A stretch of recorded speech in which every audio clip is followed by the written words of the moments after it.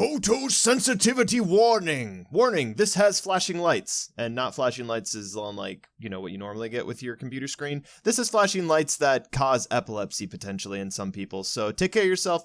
If you can't watch this, skip this video. I would love to look you in the eyes and tell you, I was great at Guitar Hero. As a point of pride, I wish I could tell you how awesome I am at Dance Dance Revolution 2, but I cannot tell you that, because it would be a lie. I was pretty average at Guitar Hero, I played mostly on normal difficulty, and struggled to make the transition to hard, and I have only played easy and normal on DDR. In school, I was part of band and choir. All that is to say, I do have a reasonable grasp on rhythm games. Not that the Wii Sports Rhythm Parade game would agree with me on that, though. Crypt of the NecroDancer is a roguelike, roguelite rhythm game developed by Brace Yourself Games and released in 2015. Crypt of the NecroDancer combines all the elements of a 2D top-down roguelike with procedural generated levels, picking up different weapons, gear, and items to make your build, all while digging through the walls and battling monsters in an underground dungeon to the beat of the music. Speaking of beat, if you don't want to miss a beat of this channel, you should subscribe and ring the bell to sit.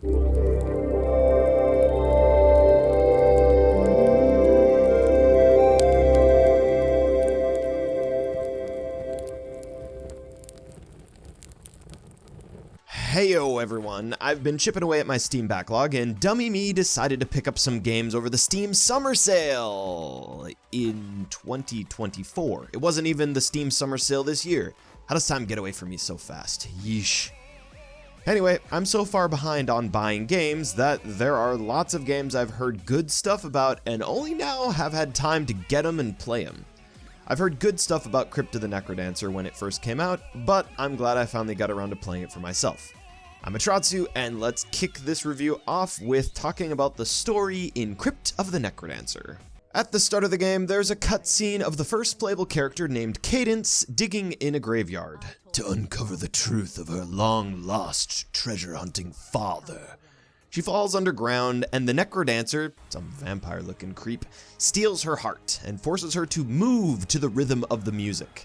As Cadence plays through the acts, she will uncover new characters which will have different quirks. Some helpful, some not so helpful. For example, one character has infinite bombs, and another character can't attack at all. The story was told through good old indie game pictures coupled with voice acting. What's not to love? The biggest problem I encountered with Crypt of the NecroDancer is the game is very challenging.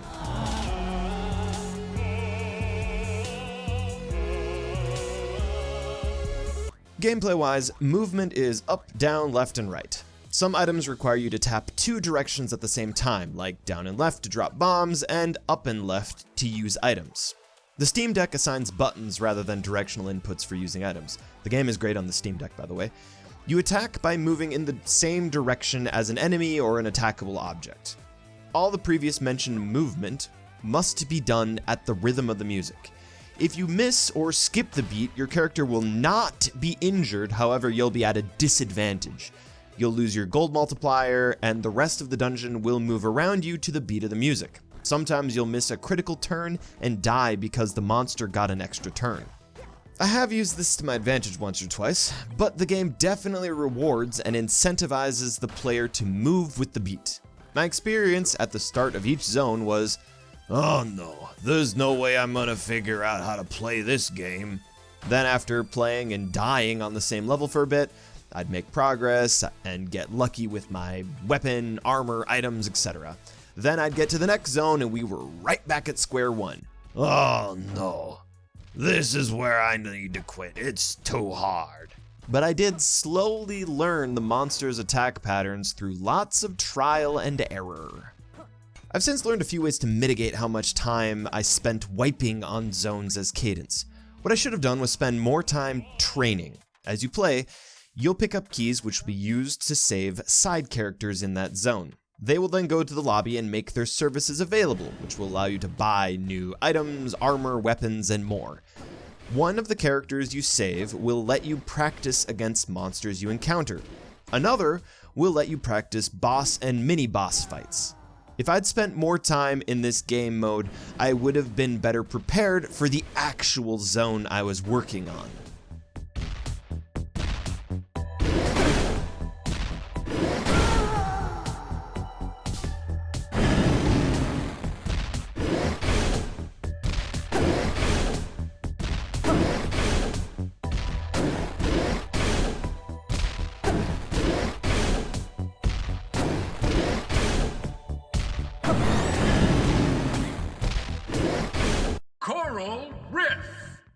So, as we've already discussed, the game is hard.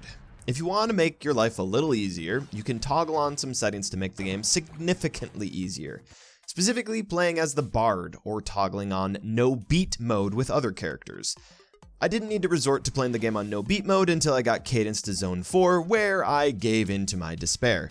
I really don't think I'm good enough to play this game without that setting on. For the record, I'm pretty proud of myself making it all the way to Zone 4 without using no beat mode. But even with the help of playing on no beat mode, I still wiped often. And don't get me started on trying to beat all zone mode. Maybe if I spent many hours playing, training, and learning the game's finer details, I could do it. But I'd basically need to shut down playing all other video games, and this would become my new game obsession. And realistically speaking, I've got loads of other games in my Steam library which haven't seen the light of day, so nah, that ain't happening. A few more things that might help you out would be buying all the permanent upgrades. Cadence originally starts out with only 3 hearts, and that's definitely not enough for me. I like getting slapped by monsters way too much for that nonsense. Again, there are other items, weapons, armor, and spells you can unlock. You can also banish certain items from your run to try to curate your available pool of items for your run.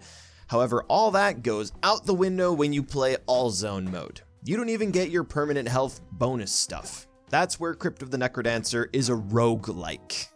By the way, all the stuff in the lobby is unlocked with diamonds. You get those on your playthrough. After you're done with a zone, even if you fail beating the final boss of that zone, you'll return to the lobby with the diamonds you found. Remember to spend your diamonds before you start a new zone though, because you lose them. Use them or lose them.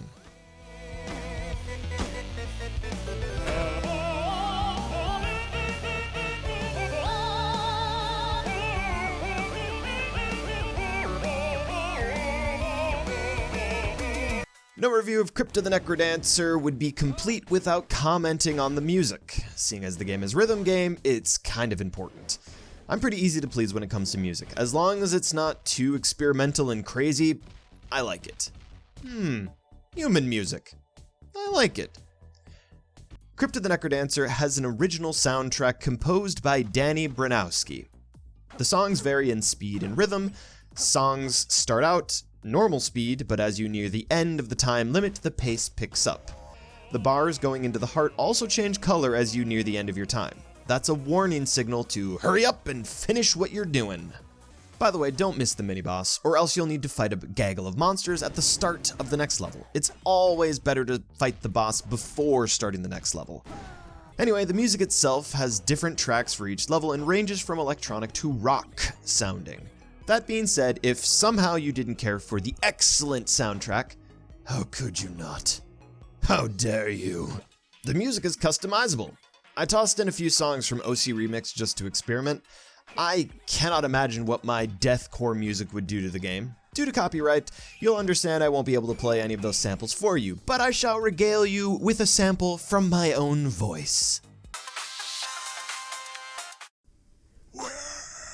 This world ends, I will not stop in my tracks and ask myself, what have I done with my life? When this world ends, I will stop in my tracks and ask myself, what have I done with my life? I see the masses run to their knees. I will not regret what I have done. But I have not done.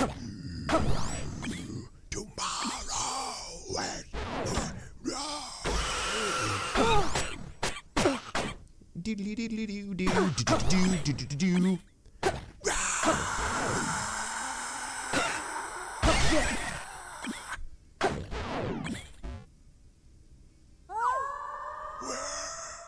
Well, that'll give you a look into my musical tastes. I listen to a lot of different genres of music actually, but the idea here is how fast the beat goes on some music. Fast deathcore music was like playing the game in fast forward at some points. Anyway, we've spent enough time on this point. The original soundtrack is great. I like it. If you don't care for it, you can change the music of the game. All good features.